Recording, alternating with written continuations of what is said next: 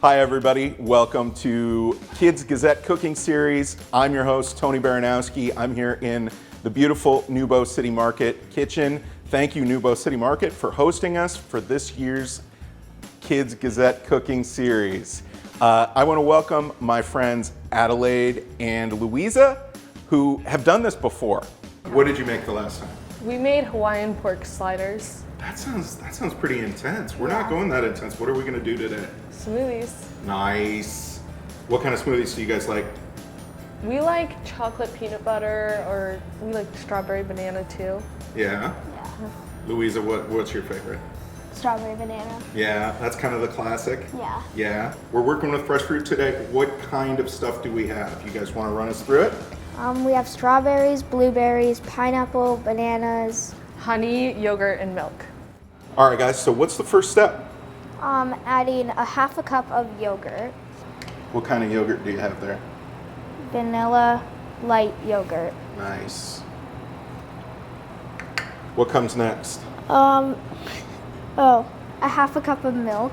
Then add a tablespoon of honey. When you really need to get that honey out, you can throw it in the microwave for 10 seconds, 15 seconds, and it squeezes right out. Grab your spoon or knife and scoop it right out of there. We're gonna add 1 cup of ice. Perfect. And now we're gonna add 1 banana.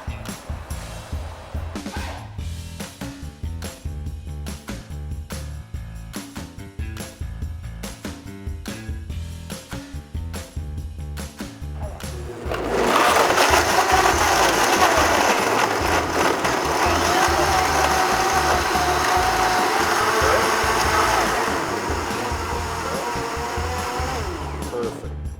All right, guys, while we clean some of this stuff up, we're going to turn it over to Grace King, who I think is going to talk to your dad a little bit. What's your dad do? He's executive director of the Iowa Children's Museum.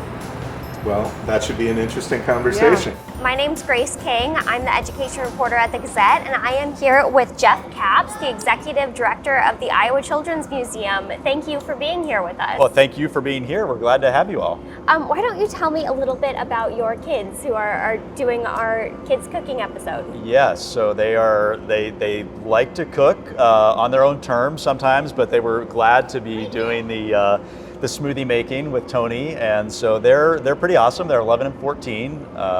Louisa is 11 and Adelaide is 14, so 6th and 8th grade, and they're busy kids, and they loved coming to this museum all those years ago when they were first growing up. What's your favorite exhibit here?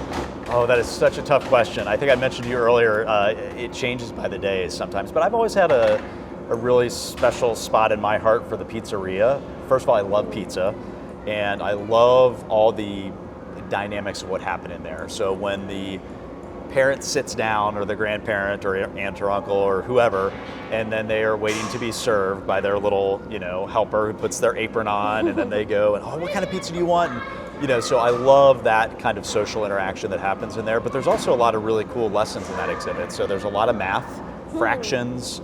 I want half and half, or equal shares. How do we divide up the pizza so that everybody gets, a fair amount? All those kinds of things, and then just the customer service, quite frankly, and what that part of it where a kid will be working the register, and then the other kid has to pay and figure out how the financial literacy piece of that. So that is one of those exhibits that is packed with so much learning that really crosses over into all of our educational initiatives, and I love that part of it.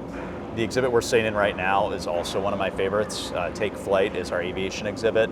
Always love this exhibit, but it's really just taking on even more meaning for me because we're in the middle of a major renovation, and we are pretty much touching every single part of this exhibit. So this is going to be like a new exhibit when it's totally done, and we're really proud of it.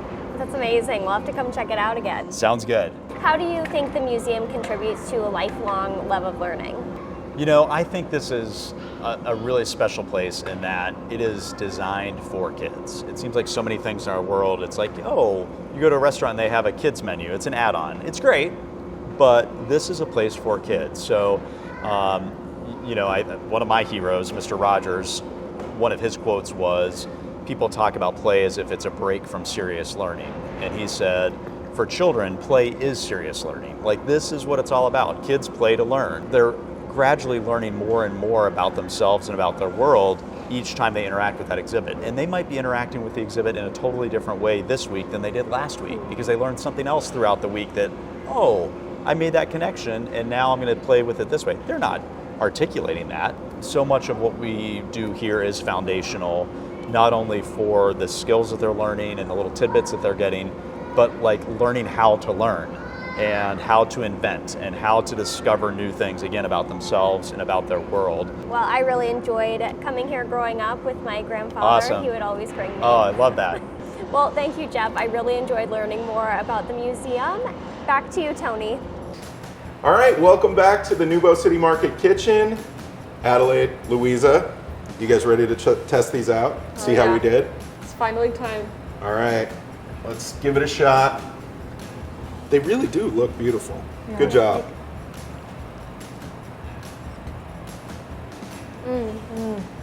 That's great. We did good. Yes, you did. Especially you, Adelaide. Yeah. I mostly just stood here. What do you think? It's good. Yeah? Well, thank you guys so much. It was so nice having you here. I'm glad that I had some veterans of Yeah. Kids Gazette cooking. Thank you for having us. Well, it was a pleasure. It was a pleasure. I'm gonna go drink this smoothie now, okay? You guys clean up. Okay. All right. Thanks again to the Nubo City Market for use of their amazing community kitchen available for rent. Check out community stories, fun activities, and more tasty recipes through the Kids Gazette, available every week in the Gazette newspaper and online at thegazette.com/kids.